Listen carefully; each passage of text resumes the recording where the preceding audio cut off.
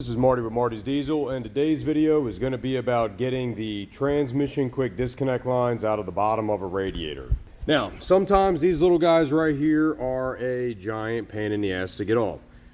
This particular one is actually in good shape. Now, I did unscrew it out of the bottom of the radiator because the radiator was leaking, so it doesn't really matter, but I still wanted to put the new fittings in that come in the radiator on the trans lines. I didn't want to reuse the old one. So a lot of times what I'll do is I'll use compressed air to blow out, all the way around the face of where this tool right here goes. Okay, and the other thing I'll do is I'll spray some brake clean in there, blow it out, then spray some PB Blaster in there, maybe blow it out, then spray some PB Blaster back in there. It all depends on how hard it is to get these things out. Now, you're going to use these fittings, this tool here, in order to go around the line, and then it's going to squeeze down inside this fitting. I need you guys to see this. See how far in this fitting is right now, or this tool is in this fitting? That's how far in it needs to go. If you can only get the tool in about this far, right? Of course it's going to fight me because I'm on video. Give me 1 second. All right, if you can only get the tool in about halfway, you're not in far enough to release the snap ring that's on the inside there. And that's really what your goal is. Now, I've also ran a pick down inside of there before to kind of just get it to work around, but to be honest with you, I have another way that it always seems to work. It's always the way I never want to do it, but it does always seem to work. So I'm going to show you guys. So as I said, I already took the radiator out. I have a new radiator with new fittings, but in this particular case, I just want to show it, while I'm still underneath here, underneath the truck. I stuck a little rag in there just so that it doesn't continue to drip.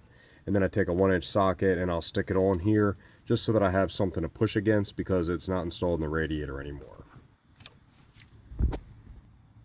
All right, so as you can see, this tool is only going about halfway in. Now, I am grabbing a hold of this and working it around. It just isn't going in. Let me see if I can get that on video. All right, so as you can see, I'm trying to push it in, and it's not focusing. There we go. So I'm holding it, I'm pushing it in, I'm wiggling it. It just doesn't want to go in, okay? Now, take this advice with whatever disclaimer you would like. But when I put a little bit of heat on the subject, okay, and it doesn't have to be MAP gas, it can be propane, okay? Remember, I'm replacing this fitting, so even if I were to mess up the O-ring, or I were to mess up the little plastic slide on the inside, it doesn't really matter. So, just a little bit of heat. Of course, it'll be hot and I'll burn myself on camera. That'll be great. Once again, this is why this socket comes into play.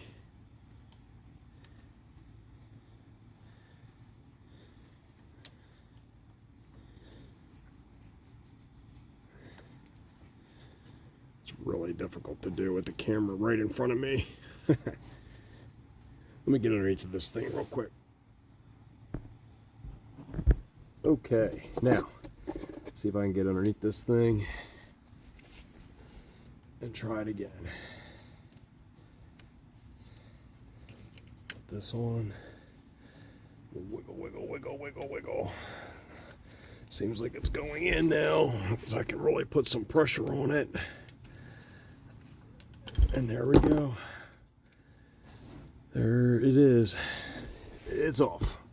And when you take it off like that, piece of rag comes out with it.